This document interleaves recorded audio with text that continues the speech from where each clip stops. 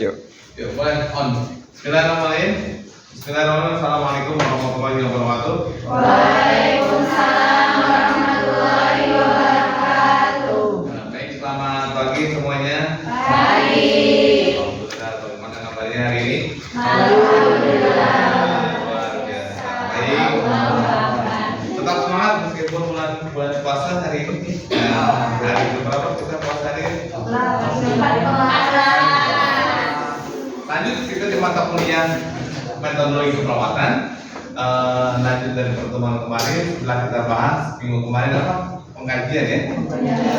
Pengkajian. Sekarang di pertemuan ke berapa hari ini? Keempat. Keempat tetap ke enam? Keempat. Bagus. Oke, kemarin kita sudah melakukan 3 pertemuan. Sekarang pertemuan 4 terkait dengan kenapa? Ya, kita akan belajar terkait dengan bagaimana merumuskan diagnosa, khususnya diagnosa perawatan. Karena diagnosa perawatan ini merupakan tahapan berapa daripada proses pengkajian? Tahap kedua. Dari tahap pertamanya apa? Pengkajian, diagnosa. Nanti yang ketiga kita akan melakukan intervensi, fermentasi sampai evaluasi. Baik, ada yang masih hafal apa itu pengkajian kemarin? Boleh? Ya, proses pengumpulan data daripada hasil kita melakukan pengkajian. Kepada siapa? Nanti di situ jelas mana yang termasuk data objektif, mana yang termasuk data itu tidak boleh dilupakan.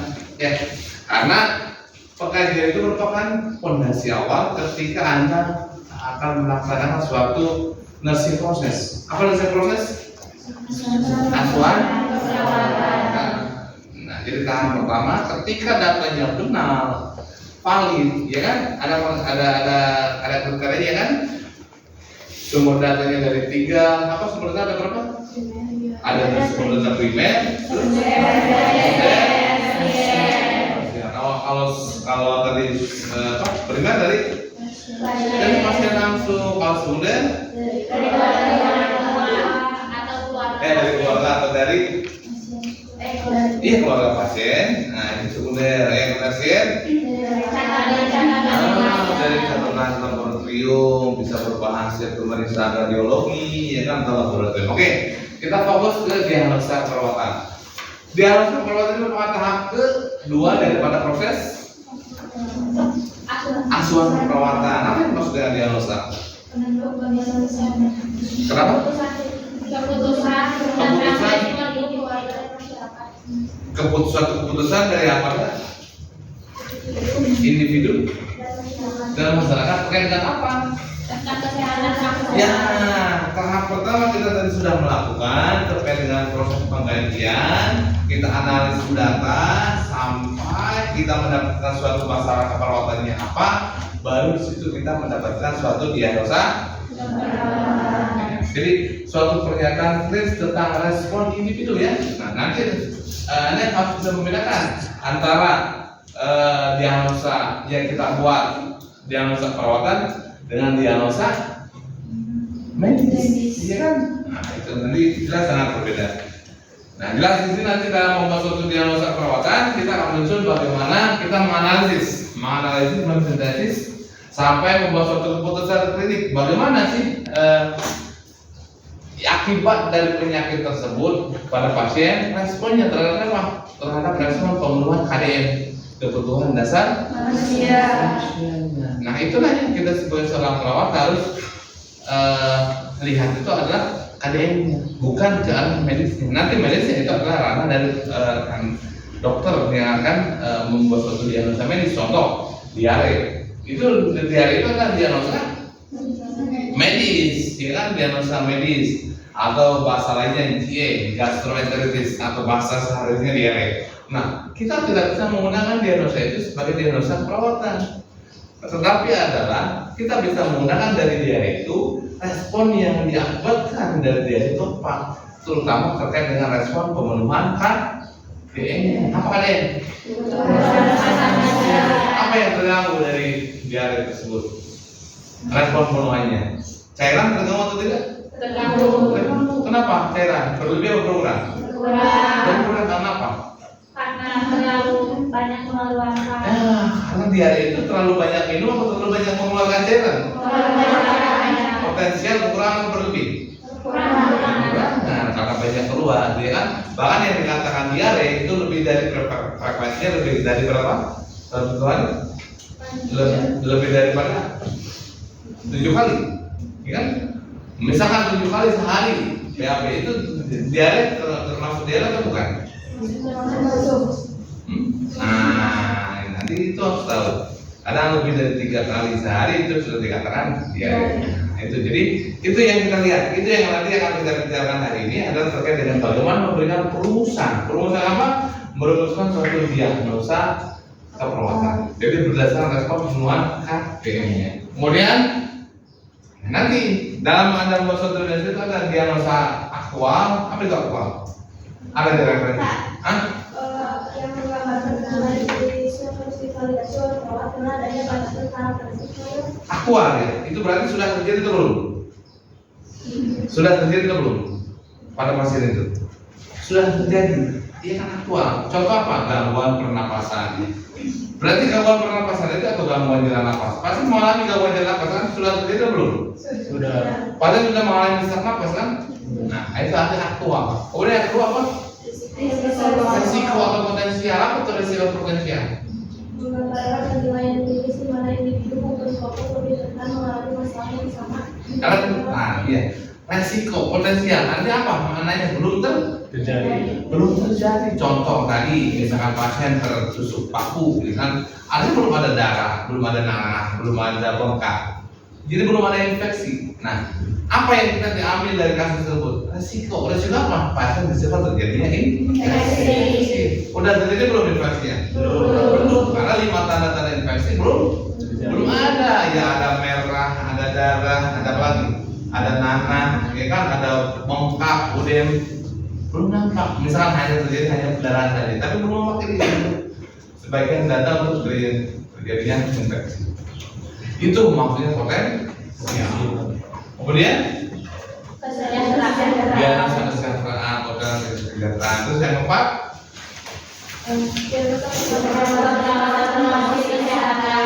ya. Jadi inti daripada Anda membuat diagnosa ini adalah untuk apa? Untuk membuat atau sebagai dasar pilihan kita untuk apa? Membuat intervensi yang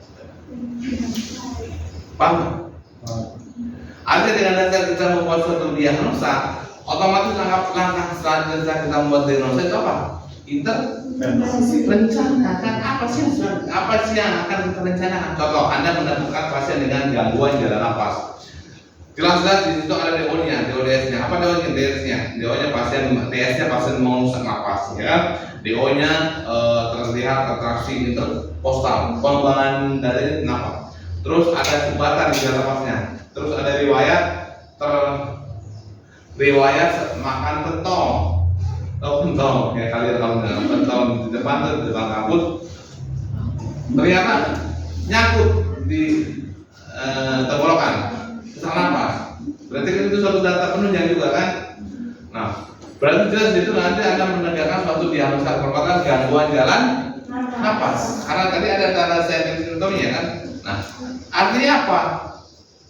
Anda jelas nanti di tahap selanjutnya, di tahap intervensi perawatan, Anda membuat atau membuat suatu keputusan atau membuat intervensi yang baik itu apa?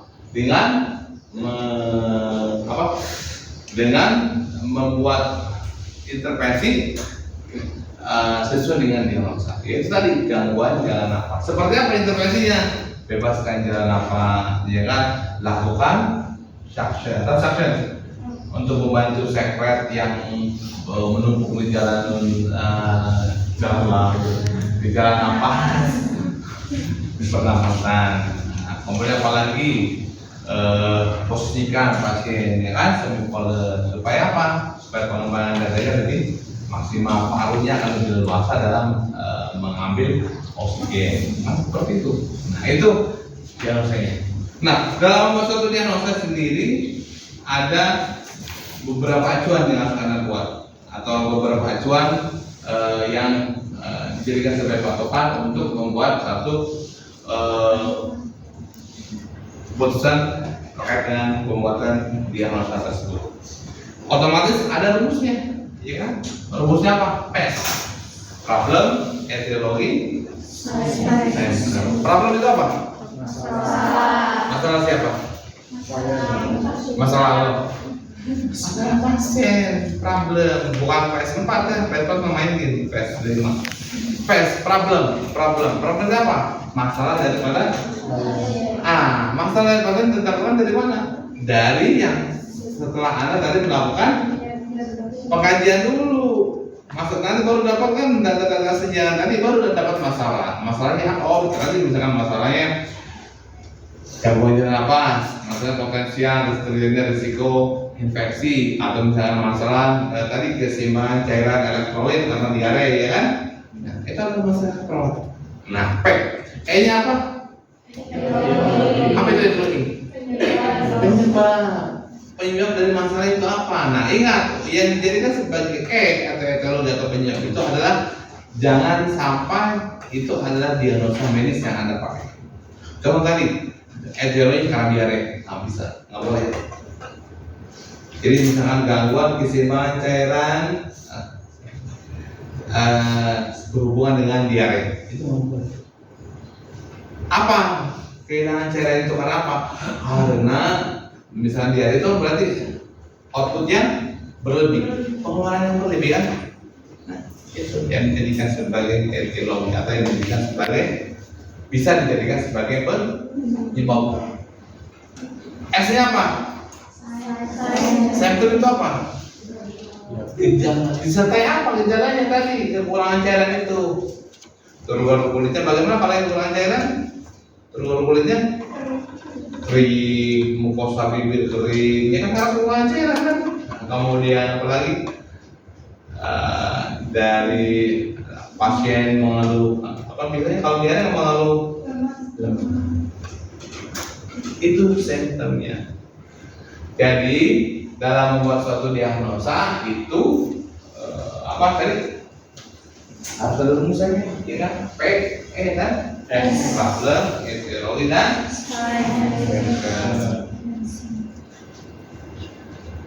Oke, ada perbedaannya. Apa perbedaan antara diagnosa perawatan dengan diagnosa medis? Ada di buku, ya kan? Kalau diagnosa perawatan berfokus pada respon, ya kan? Respon apa? Respon terhadap penyakitnya itu tadi. Diare, respon dari diare itu apa? Kekurangan cairan, lemah, ya kan? Kurang pengetahuan. Kalau diagnosa medisnya, faktor yang berkaitan pengobatan penyakit. Yang kedua, mendeskripsikan masalah perawatan mandiri. Berarti fungsi mandiri perawat. Ingat ya dalam mata kuliah adik yang kemarin, fungsi mandiri perawat ada mandiri apa perawat itu punya fungsi ya kan? Ada independen sama interdependen. Kemudian kalau dalam perawatan itu adalah berubah seiring dengan keadaan respon lain. Jadi hari ini pasien mengeluh nyeri, bisa jadi besok sudah tidak ada nyeri. Jadi bisa saja diagnosa keperawatan hari ini gangguan rasa nyaman nyeri sehubungan dengan adanya proses penyakit. Hari ini setelah ada intervensi itu tarik nafas kemudian ajarkan teknik relaksasi distraksi, kolaborasi dengan dokter kemudian apa untuk menyeritnya analgetik, ya kan, obat kan, besok selesai jadi hilang keluhannya. Dan bisa saja diagnosa itu hanya hari ini gangguan rasa nyaman nyeri, besok tidak terjadi lagi gangguan rasa nyaman nyeri. Kemudian yang keempat apa? Ya, berorientasi pada kebutuhan dasar manusia. Kalau diagnosa medis berorientasi pada keadaan patologis. Nah, nanti kaitannya dengan mata kuliah patologi. Paham ya? Oke. Sudah berapa menit? Baik, sekarang ke apa format? Nah, diagnosa keperawatan juga ada formatnya. Formatnya seperti ini. Ada kolom nomor, ada tanggal, ada diagnosa keperawatan. Nah, berarti diagnosa keperawatan yang dapat terjadi saat itu yang ditemukan, tanggal transaksinya sama Pak. Ingat, ini adalah sebagai bukti Anda sudah melakukan asuhan perbuatan, tetap harus membuat suatu pendokumentasian. Oke, isinya apa? Nomor, tanggal, dinas perawatan, terus di situ. Oke, baik. Ada yang mau ditanyakan terkait dengan dinas perawatan? Ya, silakan Heksa, apa yang mau ditanyakan? Ayo yang lain. Bulan, bulan, nggak ada 6 bulan. Silvi, silakan. Ada yang mau ditanyakan terkait dengan materi hari ini? Pendokumen apa terkait dengan dia kita perbuatan? Ya, tanya, Neng. Oke, baik, kalau tidak ada pertanyaan, saya akan evaluasi sedikit. Berarti ada berapa perbedaan antara diagnosa medis dengan diagnosa perawatan? Jelas berbeda ya. Kemudian rumusannya bagaimana? Ketika kita membuat satu diagnosa ada rumusannya? Apa? P itu apa?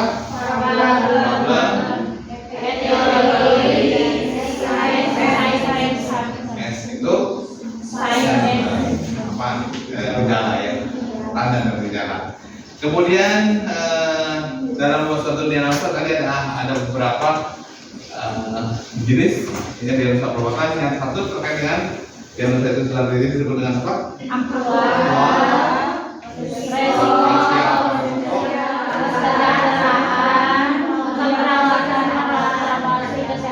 Paham ya? Oke, nanti minggu depan kita lanjut terkait dengan tahapan ketiga dari proses pengkajian, dari proses asuhan perawatan, itu adalah tahap intervensi. Terima kasih atas perhatiannya. Kalau tidak ada pertanyaan, nanti sampai jumpa minggu depan. Saya tutup dengan wabillahi taufiq wal hidayah. Wassalamualaikum warahmatullahi wabarakatuh. Waalaikumsalam warahmatullahi wabarakatuh. Jangan lupa